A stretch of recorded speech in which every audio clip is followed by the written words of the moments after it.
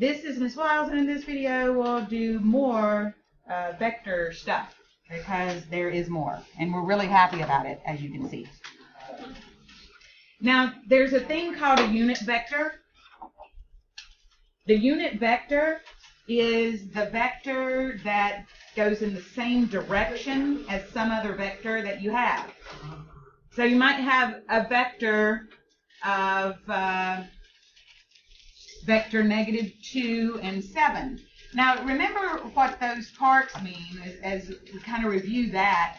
The -2 is a horizontal movement, and the 7 is a horizontal movement. We like our vectors to be in that, with their originating point on the origin, to where our vector would look something like that. But that's just what we like to see. The vector could be anywhere. It would be parallel to that vector. It would still have that same, from its originating point, it would still have that same movement of -2 and vertical movement of 7. So you can have infinitely many vectors that are equivalent. They're just in different positions in the coordinate plane. So they're not always going to be in standard position, as you have found out when you worked with them.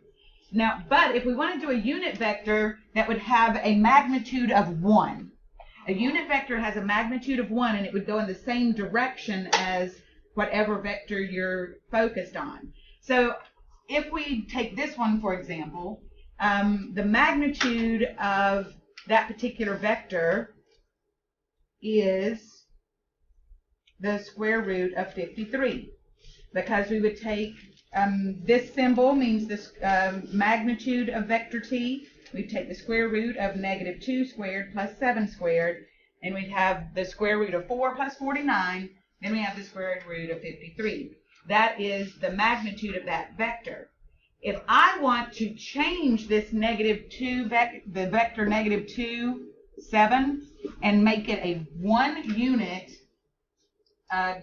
one unit of magnitude vector that's in the same direction as that, I would multiply this vector by the scalar of 1 over the square root of 53.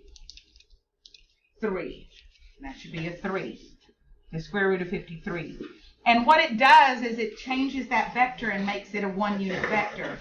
Now, as far as what you have to do with these, you do have to simplify the radicals, but you do not have to rationalize the denominator. You just don't have to. As long as you simplify the radical to determine, if it can be broken down, then you are safe. The answer here, if we find the unit vector for this vector, is a vector with -2 over the square root of 53 and 7 over the square root of 53. Okay. So if we have to find our unit vector and we don't have to rationalize the denominator, then -2 over square root of 53 and 7 over square root of 53. Now, what proves that they are a unit vector is if you were to find the magnitude of that particular point and it actually equals 1, because the magnitude of a unit vector is 1. Let's look at another example. We want to find the unit vector with the same direction as the vector 5, 5. So we find the magnitude of that particular vector as the square root of 50, but then we break it down to 5 square root of 2. So when we break that down to 5 square root of 2, we have to multiply the vector that we have by 5 square root of 2. Well, actually 1 over 5 square root of 2. Because that's going to reduce it to a unit vector. When you see that you have, and I'm kind of giving you something that I would rather you see yourself, I just want to make sure everybody sees it. When you see your horizontal and vertical movement in the vector to have a common factor, then you can pretty much be sure that you're going to have to break down, you're going to have to simplify that radical expression. It's going to have something that can be simplified. When we multiply these, we end up with 1 over the square root of 2 and 1 over the square root of 2. Let's do this one together. We're going to pause video here, or should we just work through it together? Let's just work through it. On video or off video? On video. Our first step is to do what? Find the magnitude of the vector that I do have. And so that's going to give me the square root of 1 squared plus 8 squared. I would not advise putting this in the calculator just like that, because you know it's probably not going to be a perfect square. So when you do 1 squared plus 8 squared, what do you get? Square root of 65. And now we have to think about the square root of 65, and can it be broken down? If you're thinking yes, then you're thinking of one of those perfect squares that is a factor of 65. Is 4 a factor of 65? Is 9 a factor of 65? Is 16 a factor of 65? Is 25 a factor of 65? Once you've gotten up to about half of that number, that's as far as you have to go. Because if one of those doesn't work, nothing else is going to work either. So we can't break down the square root of 65. So we take that 1 over the square root of 65 and multiply it as a scalar with the vector 1, 8. And our unit vector is 1 over the square root of 65 and 8 over the square root of 65. Any questions here about that? Then let's do another.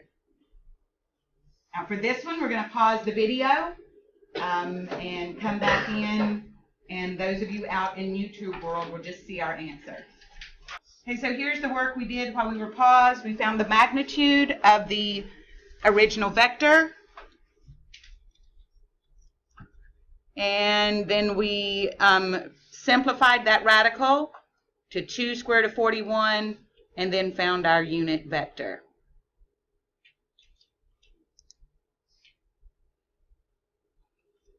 Even when the vector is in this kind of format, you can still find the unit vector by taking the component part of this to work on. Do we need to work through the whole thing, or are we just going to put the original, the vector that you would work with here is -1, -7. So even when you see it in this format, then you should be expected to get to it.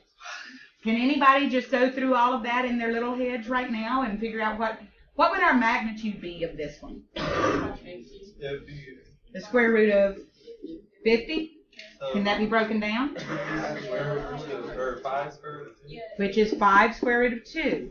When you can start breaking down or simplifying those radical expressions, especially these that have one perfect square that is their factor, and it's the largest one that you see, and you've got it down. If you ever get to the point where you have something left in your radical that has another perfect square, then you just keep on going. So we have 5 square root of 2. So what is our unit vector going to look like? That's going to be -1 over 5 square root of 2 and -7 over 5 square root of 2. And all this is creating a vector with the magnitude of 1 that has the same direction as the vector that you're working with. Now finally on this one, this is combining like linear multiples of particular vectors that you start with. Very similar to algebra. You're basically doing algebra here. And so if we want to find 3r plus 3s, we want to have, we're going to multiply this scalar by 3, or the scalar that we've multiplied the r vector by is 3. So we'd have -3 and 6. And s, we want to multiply it by 3. So -12 and 15. And when we 12. Yeah, I don't know where that came from. And it made my brain hurt so bad that my vector symbol didn't even look right. So now when we add those, our answer is going to be negative 15 and 18. That is it. That's all you have to do for that. Now, it even works with the three-dimensional vectors. It's the same kind of process. You're just doing algebra here and combining those terms. Just wrapping it all up. Now, here, you might not have to write down anything. If you're doing 2x minus 2y, then you know your vector, you're going to have 2 times negative 3, which is negative 6, and then subtract 2 times 1, which is 2. That'll give you negative 8. And then for the vertical movement, you have 2 times 2, which is 4, minus 2 times 7, which is 14, and that'll be negative 10, because it's 4 minus 14. And it doesn't get any easier than that, so that's all I have to say about that.